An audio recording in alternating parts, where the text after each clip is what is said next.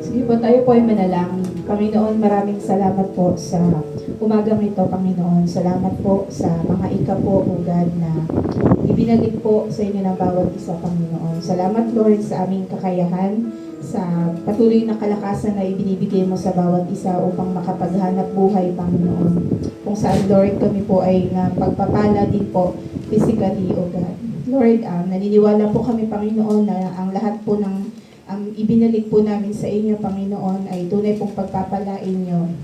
At maging kami po, O God, pagpapalain nyo hindi lang sa mga material na bagay, Panginoon, maging sa aming spiritual na kalakasan, Panginoon, kayo po yung magkakaloob nito. And Lord, dalangin po namin, Panginoon, na tunay na magamit yung halaga na to, Panginoon, sa ikakalawak po at ikakalago ng inyong gawain dito po sa lupa, Panginoon. Lord, ang mensahe po ninyo sa umagang ito ay tinataas po namin, Panginoon. Dalangin po namin, Lord, na mabuksan po ang aming mga spiritual na mata sa pangunawa po ng inyong banal na salita, Panginoon. At maging bukas po ang aming mga puso sa pagtanggap po ng biyaya po ng iyong mensahe. Gisingin mo kami, Panginoon, ang aming diwa, ang aming puso, ang aming kaluluwa, Panginoon.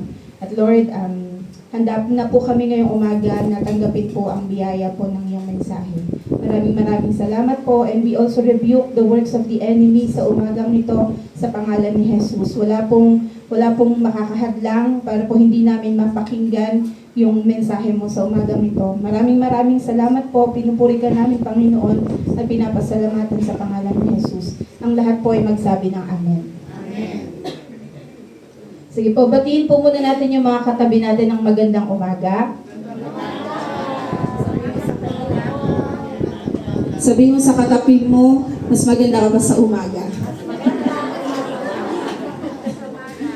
Sige po, dadako po tayo sa mensahe ng Panginoon at itutuloy po natin yung pag-uusap natin sa Gospel po ng John.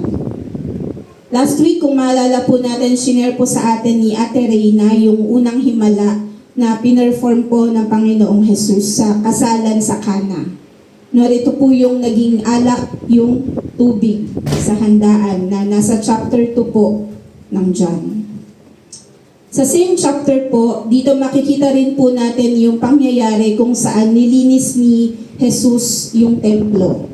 Now, sa pag-aaral po natin ngayong umaga, makikita natin bakit kailangang linisin ni Jesus ang templo at ano pong meron sa loob nito. At anong klaseng paglilinis po yung ginawa niya. Sa lesson po natin, ma-highlight yung dalawang importanteng sides or character ng Panginoong Jesus. No, yung gentleness niya at yung righteous anger niya. Si Jesus po, mas madalas kilala siya ng mga tao. No? Mas kilala po natin siya as a loving God, as compassionate, and a peaceful God. Katulad po ng binanggit sa passage po sa aklat po ng Mateo. Nasabi doon, He invites the weary, yung mga napapagod, na lumapit sa Kanya para makaranas po ng kapahingahan. Pinapakita po nito yung katangian ng Panginoong Jesus na mabuti, na may kababaang loob, at yung Kanyang approachable nature. However, the Bible also shows us na ang Panginoong Jesus ay hindi po passive towards sa kasalanan. May mga pagkakataon po na pinapakita niya o dinidisplay niya yung kanyang righteous indignation or righteous anger. No, tinatawag din po itong holy anger dahil ito po ay galit laban sa mga maling gawain. And one major example po nito ay yung nangyari po during the Passover sa Jerusalem. Nangyari po ito early years po ng ministry ng Panginoong Jesus. At ito po yung sinasabi ko sa inyo kanina na paglilinis po ng Panginoong Jesus sa templo. Makipagbukas po kayo sa akin sa John chapter 2 verses 13 to 25. 1 chapter 2 verses 13 to 25. Magsabi po ng amen pag andyan na po.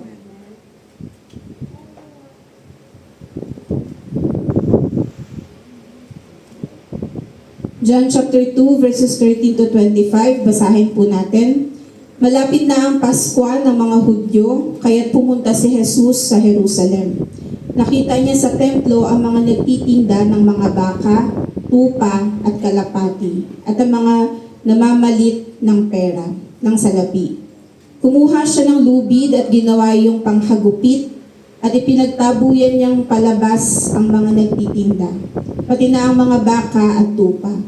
Isinabog niya ang salapi ng mga namamalit ng pera at ipinagtataob ang kanilang mga mesa.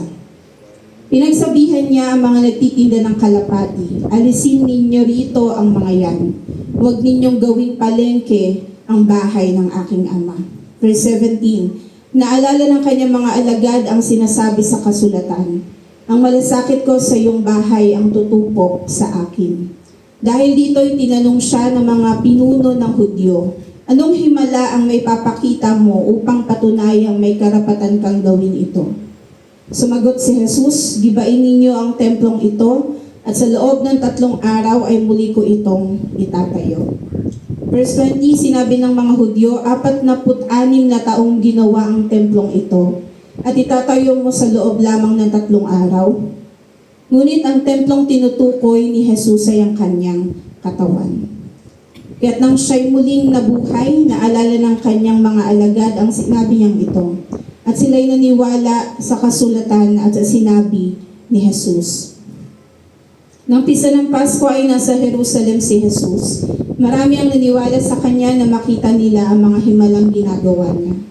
Subalit hindi pinagkatiwala ni Jesus ang kanyang sarili sa kanila, sapagkat kilala niya ang lahat ng mga tao. And verse 25, hindi na kailangang may magsabi pa sa kanya tungkol sa kanino man, sapagkat nalalaman niya ang nasa isip ng lahat ng tao.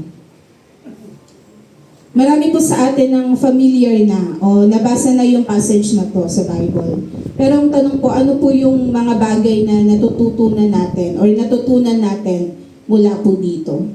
Siguro po may magsasabi na dapat lagi nating igalang ang tahanan ng Diyos. Na dapat maging mindful tayo sa mga salitang binibitiwan natin kapag nasa loob tayo ng tahanan ng Diyos.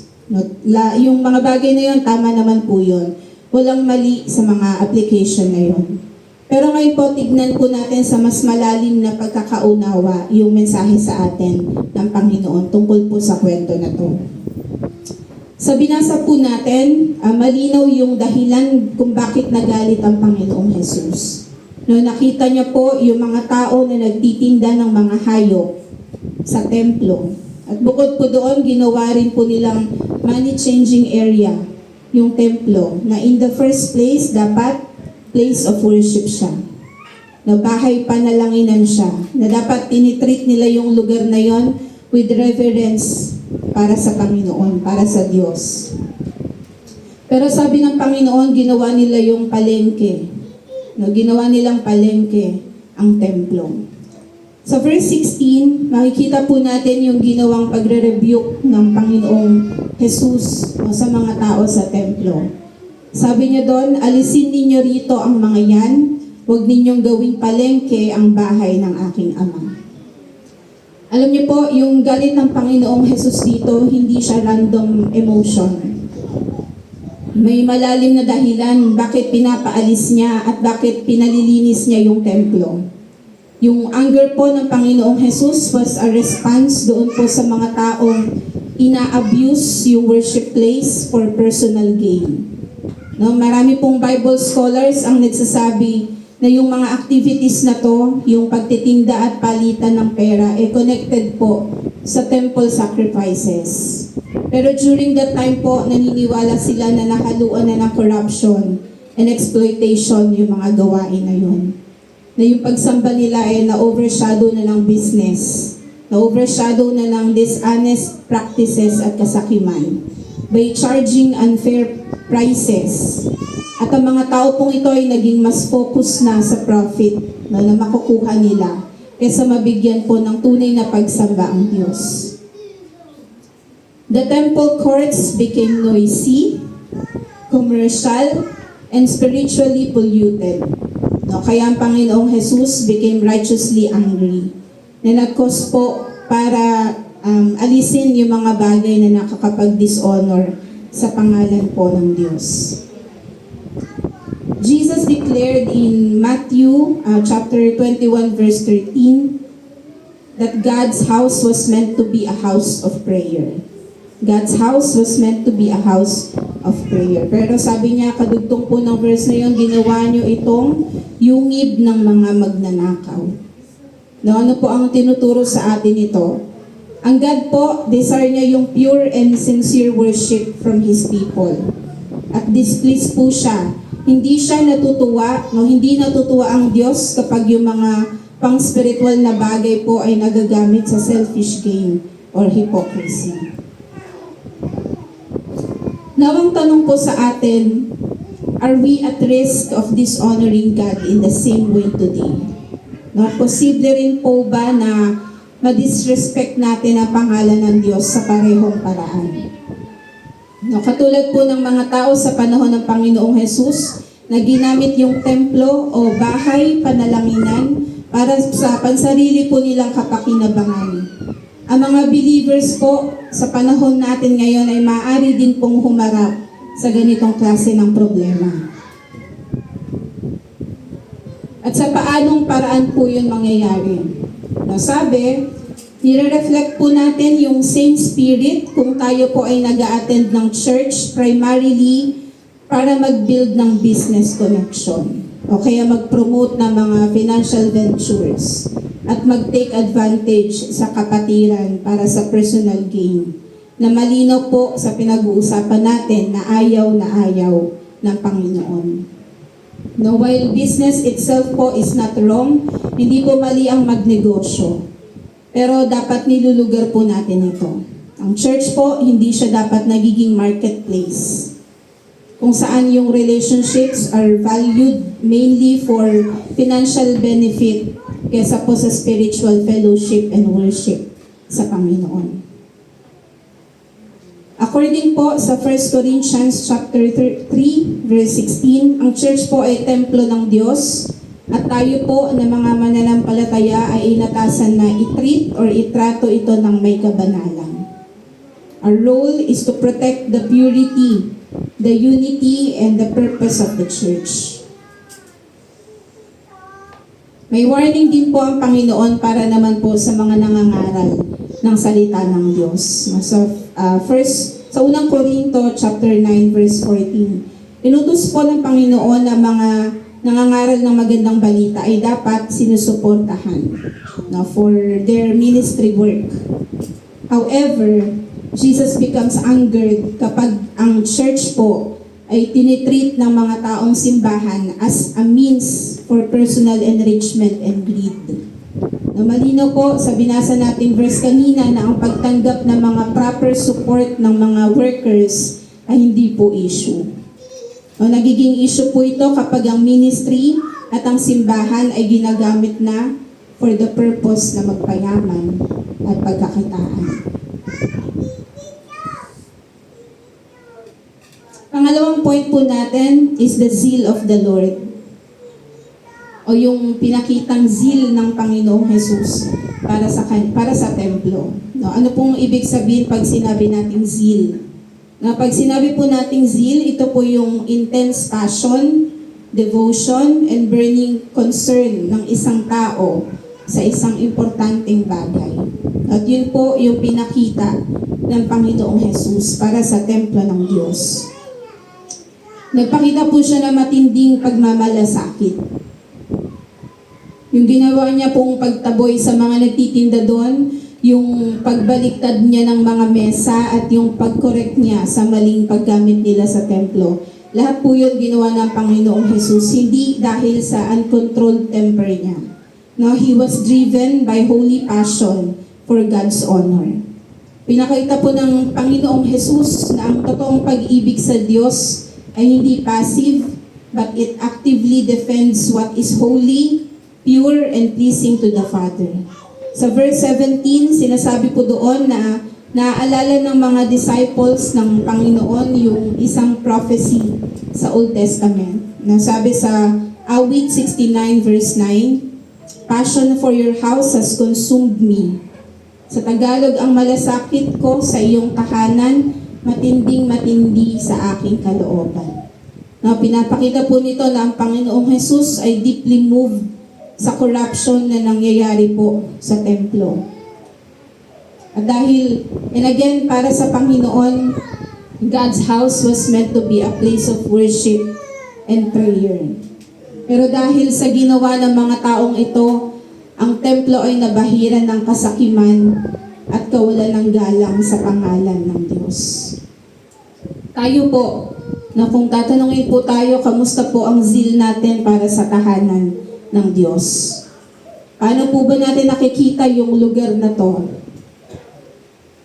May tunay po ba tayong pagmamalasakit para sa simbahan, para po sa tahanan ng Panginoon?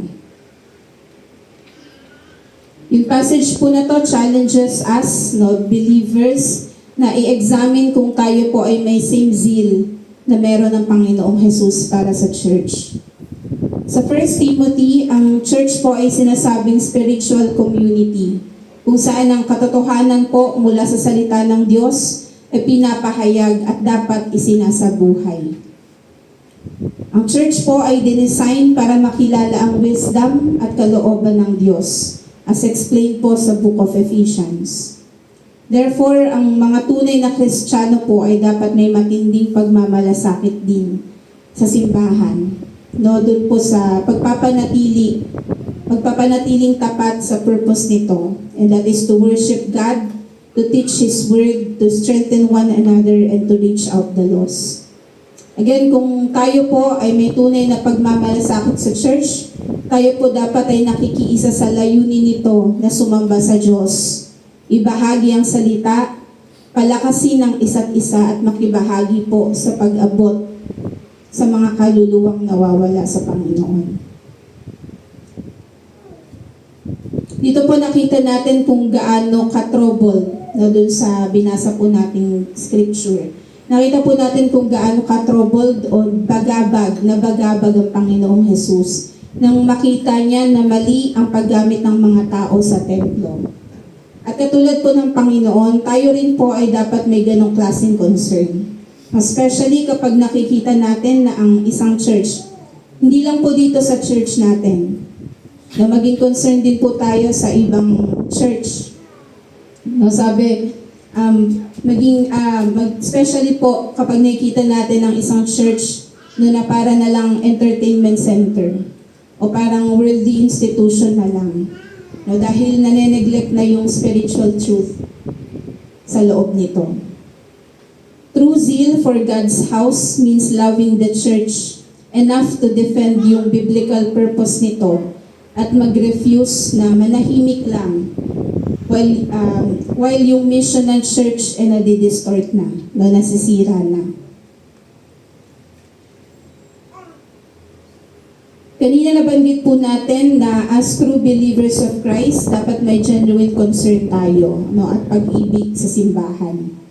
Pero maging malinaw po sa atin na yung concern o yung zeal na yon hindi po nagpe-permit sa atin na gayahin yung physical actions na ginawa ng Panginoong Jesus sa templo. Sabi sa verse 15, kumuha siya ng lubid at ginawa yung panghagupit. At pinagtabuyan niyang palabas ang mga nagtitinda, pati na ang mga baka at tupa. Isinabog niya ang salapi ng mga namamalit ng pera at pinagtataob ang kanilang mga mesa. Again, hindi po natin yan gagawin. Baka may mag-isip, bakit si Jesus? Bakit si Jesus? Ang sagot po ay dahil sa authority na meron siya. Jesus had the authority to act this way because He is the Son of God. And He is the rightful Lord of the temple. Sa verse 18, makikita din po natin na after ma-witness ng mga Hudyo yung ginawa ng Panginoong Jesus, kinwestiyon siya ng mga tao about His authority. Dahil nga po may force siyang ginamit or mayroon siyang force na dinisplay during that time. At nag-demand din po sila ng sign or miracle to prove na may authority talaga ang Panginoong Jesus na gawin yung paglilinis sa templo. Pero instead po na mag-perform siya ng immediate miracle, Jesus pointed to His future resurrection. Sinabi niya po sa verse 19, "Gibain ninyo ang templong ito at sa loob ng 3 araw ay muli ko ito itatayo." At alam po natin na sinabi po sa sumunod na verse, ang tinutukoy na templo ng Diyos ay yung kanyang katawan. And this statement po became the ultimate proof of His divine authority. Dahil ang tanging makakadaig lang po sa kamatayan at muling pagkabuhay ay ang anak ng Diyos na walang iba po kundi ang Panginoong Jesus. Sa iba't ibang passages po sa Bible na mababasa natin na mga Kristiyano are called to follow yung halimbawang sinit ng Panginoong Jesus. Pero maging malinaw po sa atin na although ito yung command sa atin from the scripture, hindi po ito nangangahulugan na tayo po ay may same divine authority as Jesus. We are only instructed to practice righteous judgment. Na ibig sabihin, dapat nadidiscern natin yung tama o katotohanan sa mali. Dapat nare-recognize natin yung mga harmful influences sa paligid natin. Maging yung bad fruit and good fruit, na dapat na-distinguish din po natin yun. However, ang human judgment po ay may limitations. Because only God fully knows the heart at yung motibo po ng isang tao. Na ibig sabihin po, may mga bagay sa buhay natin na hindi natin pwedeng i-judge. Dahil may warning po ang Panginoong Jesus sa mga hypocritical and self-righteous judgment. At sinasabi rin po sa atin ito na may mga bagay na ang Diyos lang ang pwedeng humatol. That some matters must be left for God to judge. Na sa tama pong panahon. Therefore, sabi po dito, while Jesus is the perfect example na dapat pong sundin ng mga mananampalataya, there are certain actions po na ginawa ng Panginoong Jesus bilang anak ng Diyos ang hindi kayang gawin, hindi pwedeng gawin, at hindi dapat tularan ng mga tao. Na simply because wala po tayong authority na pinoposes katulad ng sa Panginoong Hesukristo.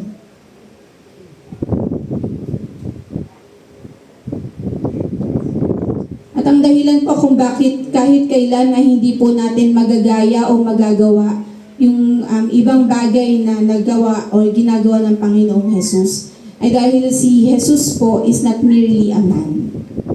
He is the Son of God with perfect authority and wisdom. At tayo po ay wala nun.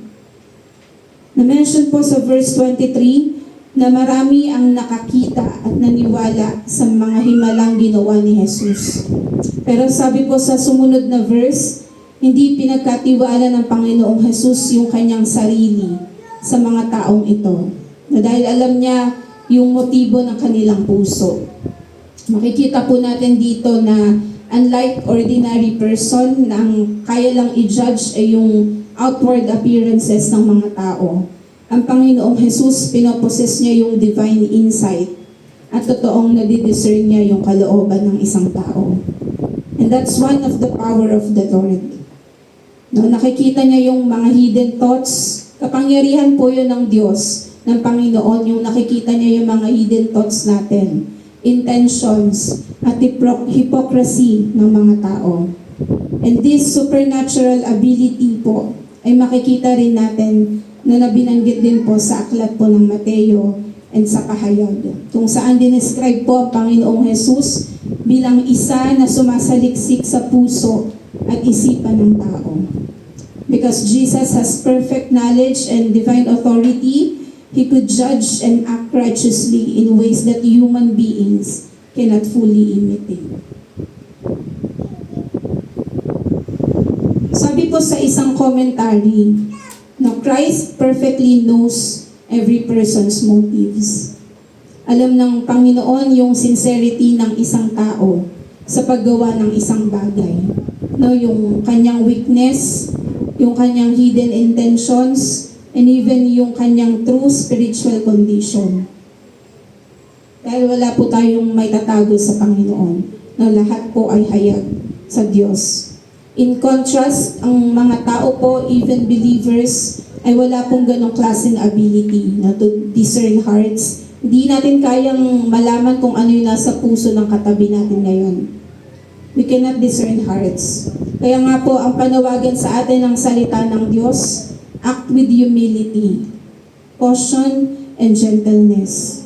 Kumilos po tayo ng may pagpapakumbaba, may pag-iingat at kahinahunan sa lahat ng pagkakataon and toward other people. Sa halip po na mag-isip ng mga bagay na mali sa kapwa o mag-respond harshly sa mga taong ito, sabi po sa 2 Timothy, tayo po ay in-instruct to correct them with meekness. No, ituwid po natin sila ng may kahinahunan. At sa aklat naman po ng Galatians, we are to restore those who fall. No, sa mga umattend po ng prayer meeting last Wednesday, ito po yung topic natin. We are to restore those who fall. We are commanded na maging kabahagi ng pagre-restore ng mga kapatid na nahuhulog o lumalamig po sa relasyon nila sa Panginoon. Sabi doon, with spirit of gentleness. No, lagi pong nababanggit yung fruit of the spirit na to, yung gentleness. And I believe na ang isang tao po ay hindi magiging mahinahon sa pagdeal ng bagay na to if he or she will do it according sa sarili niyang paraan. Kaya mahalaga na may direct instruction po tayo galing sa Panginoon. At lagi po nating tandaan na ang pagiging bahagi ng pagre-restore sa isang kapatid is not about rushing. Hindi po dapat minamadali yung bagay na to. No, ang gagawin po natin, pray with that person. Samahan po natin siya sa panalangin and pray for yourself din sa ating sarili sa paggawa po nung pagiging bahagi po ng pagre-restore dun sa kapatid na yon. Panalangin mo rin yung sarili mo. Sabi dyan sa verse, para hindi po tayo mahulog sa pagkakasala. Malinaw po? Amen. Bilang pagtatapos po, pinapaalalahanan po tayo ng mensahe ng Panginoon ngayong umaga na mag-ingat, especially pag gagamitin po natin yung passage na pinag-usapan natin para i-justify yung harsh and angry behavior natin while defending yung atin pong pananampalataya. Be careful not to misuse this passage as justification for prideful anger. Tandaan po natin that Jesus could act with perfect righteousness dahil pinoposes niya po yung divine authority ng Diyos. At may kapangyarihan siya to discern the hearts of the people, including tayo. Kasama po tayo doon. Tinuturo din po sa atin ngayong umaga na unlike the Lord, ang tao po can misjudge things at paniwalaan na yung personal anger parehas lang sa righteous anger. Na mali po yun. Sila po ay completely opposite. At dahil nga po wala tayong kakayahan at kapangyarihan ng katulad ng sa Panginoon, believers must deal these things with humility, gentleness, and awareness na ang ultimate judgment ay nasa kamay lang po ng Panginoon. Marami na po sa atin yung may alam sa kwento na to, at madalas nagagamit ang nako-quote po sa maling paraan na may maling motibo. Defending yung mga galit natin, na kung bakit natin nagawa yung isang bagay, kung bakit nakapagsalita tayo ng masasakit na salita. At kapag nako-correct tayo, ang sasabihin pa ng iba, si Jesus nga nagagalit. Referring doon po sa ginawa niya sa templo. Tandaan po natin na ang main lesson sa passage na to ay hindi yung paggaya o paggamit ng physical force na dinisplay ni Jesus sa templo, kundi para maisabuhay natin at magkaroon tayo ng deep zeal at passion to honor the Father at para ma-preserve yung purity ng tahanan ng Diyos. Now, ang tanong po sa atin, gusto ko pong iwan sa inyo yung tanong na ito. Do we honor the church as we should? Sa Tagalog, iginagalang ba natin ang tahanan ng Diyos? ayon po sa nararapat. Sige po, tayo pong lahat ay yumuko at tayo po ay manalangin. Panginoong Jesus, maraming salamat po sa biyaya po ng mensahe mo sa umagang ito. Salamat po sa paglilinaw sa amin ng bagay na ito, O God, na kami po ay hindi po dapat gumagamit ng dahas, Panginoon, ng anumang masasakit na salita kapag kami po ay nagagalit, Panginoon. Lord, ang tangi po namin dapat gawin, Lord, ay yung paggaya sa iyo, Panginoon, doon sa zeal mo, sa concern mo, Panginoon, dito po sa tahanan mo. Lord, hayaan mo, Panginoon, na tunay, Lord, na magamit kami, Panginoon, para po mabigyan ng kaluguran yung pangalan ng Diyos sa pamamagitan po ng aming paglilingkod, ng aming mga buhay, Panginoon, dito po sa simbahan. Lord, maraming salamat po sa patuloy na ginagawa mo sa aming mga buhay, Panginoon. And Lord, always remind us, Panginoon, na yung mga bagay na to, Panginoon, ginagawa namin lahat para sa iyo, para sa ikalulugod mo, para sa ikatataas ng pangalan mo, Panginoon. Lord, maraming salamat po sa pagtuturo sa amin sa umagang ito. Sa iyo po ang lahat ng papuri at pasasalamat sa tanging pangalan ng Panginoong Jesus. Lahat po ay magsabi ng Amen. Sige po, para po sa ating